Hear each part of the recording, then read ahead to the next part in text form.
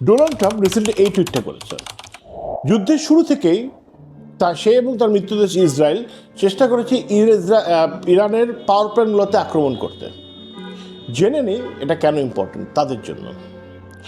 আপনি জানেন যে প্রায় 5 দশক ধরে ইউএস স্যাংশনের জন্য ইরান ফর্মাল ওয়ার্ল্ড ইকোনমিতে পার্টিসিপেট করতে পারে না। তারা তাদের তেল ডলারে বিক্রি করতে পারে না, যারা সারা পৃথিবী বিক্রি করছে, এবং তাদের যে টাকার মান, তাহলে $1 ইজ ইকুয়াল টু প্রায় 13 লাখ ইরানিয়ান রিয়ালের সমান।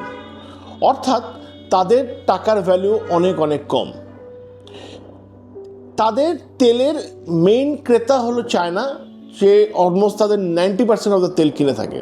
তেলের পাশাপাশি তাদের রয়েছে বিশাল ন্যাচারাল গ্যাসের মজুদ। যেহেতু আমরা ফর্মাল ইকোনমিতে পার্টিসিপেট করতে পারি না, আমরা কিভাবে আমাদের ইকোনমিকে সাস্টেন করতে পারি, আমরা কিভাবে আমাদের সুরক্ষার জন্য আমরা মিসাইল তৈরি করতে পারি, কিভাবে আমরা মানুষজনকে খাওয়া পৌঁছে দিতে পারি।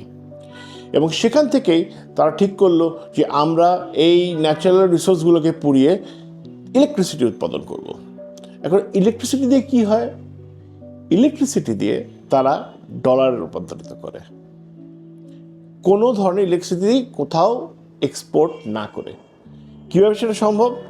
তারা যেটা করে থাকে সেটা হলো এই ইলেকট্রিসিটি ইউজ করে তারা বিশাল বিশাল রিগস তৈরি করে বিটকয়েন মাইনিং করে। বিটকয়েন মাইনিং করা ওয়ার্ল্ড ওয়াইড এই ভেরি এক্সপেন্সিভ একটা প্রসেস, কারণে প্রচুর ইলেকট্রিসিটির প্রয়োজন হয়।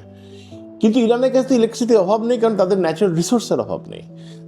এই মুহূর্তে ওয়ার্ল্ডে তারা 5th highest in terms of bitcoin generation, এবং তাদের কাছে অলমোস্ট 7.7 বিলিয়ন বিটকয়েন আছে। বিশ্বে একটি বিটকয়েনের মূল্য হলো $70,000, কিন্তু ইরান এটি মাইন করতে পারে মাত্র $1300। অর্থাৎ একটি বিটকয়েন বিক্রি করে তারা প্রায় $68,000 লাভ করতে পারে। আপনিই বলেন, এর চেয়ে ভালো ব্যবসা আছে?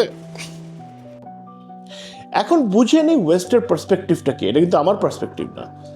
তারা মনে করে যে আজকে যদি আমি ইরানের পাওয়ার প্ল্যান্টকে হার্ট করি বা ধ্বংস করতে পারি, তারা চিন্তা করে না যে সাধারণ মানুষ হয়তো অন্ধকারে থাকবে, হয়তো কিছু মানুষ হসপিটালে মারা যাবে কারণ সেখানে চিকিৎসা পাবে না। তারা মনে করে আজকে যদি আঘাত করতে পারি তাহলে তারা বিটকয়েন মাইন করতে পারবে না, তাদের ইকোনমিতে কোনো টাকা আসবে না, এই প্যারালাল শ্যাডো ইকোনমি তাদের ধ্বংস হয়ে যাবে, এবং এর ফলে তারা মিসাইল তৈরি করতে পারবে না, হিজবুল্লাহকে ফান্ড করতে পারবে না, হামাসকে ফান্ড করতে পারবে না। বিনিময়ে আমার দেশ আজকে স্বাধীন থাকতে পারবে, আমার দেশ আজকে সেফ থাকতে পারবে, আমাদের সিটিজেন ভালো থাকতে পারবে। এই জন্যই তারা বারবার বলে আমরা তাদের এনার্জি ইনফ্রাস্ট্রাকচারে হার্ট করব। ধন্যবাদ।